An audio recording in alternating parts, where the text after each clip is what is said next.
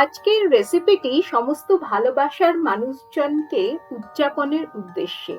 যে আপনার মনের খুব কাছাকাছি, সে আপনার সন্তান, বন্ধু, বেটার হাফ, বাবা মা, দিদি বা বোন বা বিশেষ কোনো বন্ধুও হতে পারে।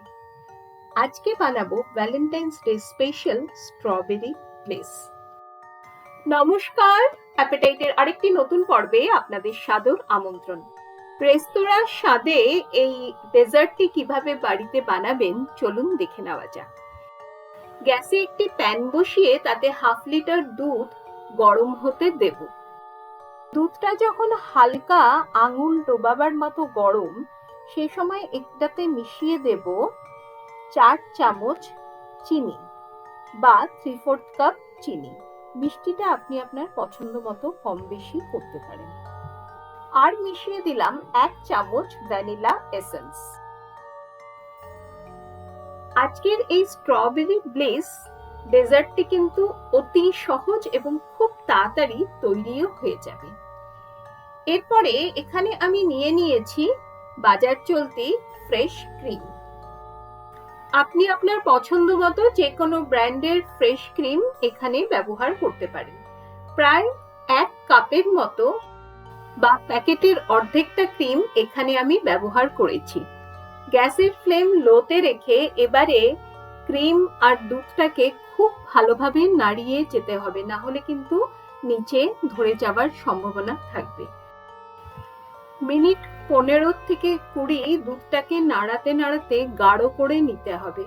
দেখুন, এখন কিন্তু দুধটা প্রায় অর্ধেক হয়ে এসেছে আর বেশ গাঢ় হয়ে গেছে।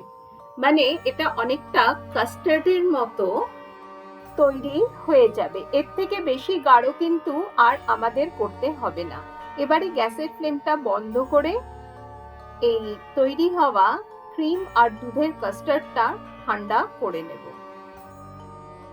ঠান্ডা হয়ে যাওয়ার পরে কিন্তু এটা আরো কিছুটা গাঢ় হয়ে যাবে।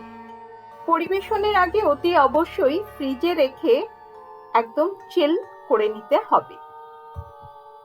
আচ্ছা, অপরদিকে আমি বেশ কিছুটা তাজা স্ট্রবেরি কুচিয়ে নিয়েছি। এবার শুধু গ্লাসে সুন্দরভাবে সাজিয়ে পরিবেশন করার পালা। কুচনো স্ট্রবেরি দিয়ে তার উপরে একদম ঠান্ডা ক্রিম আর দুধের কাস্টার্ডটা ঢেলে দিতে হবে। তারপর আবারও বেশ কিছুটা স্ট্রবেরির কুচি আর আবারও কিছুটা কাস্টার্ড এবং সবশেষ উপর থেকে ছড়িয়ে দিতে হবে কাজু, কিশমিশ আর কুচনো স্ট্রবেরি। চাইলে আপনি এখানে স্ট্রবেরি ক্রাশও ব্যবহার করতে পারেন। যাই হোক, দেখলেন তো কত সহজে আপনি আপনার পছন্দের মানুষকে খুশি করে দিতে পারবেন বাড়িতে এভাবে স্ট্রবেরি ব্লিস বানিয়ে। আজকের উপস্থাপনা আপনাদের কেমন লাগলো অতি অবশ্যই আমাকে কমেন্ট করে জানাবেন। যদি ভিডিওটিতে কিছু ভালো লেগে থাকে তাহলে একটি লাইক দিয়ে অনেক অনেক শেয়ার করবেন।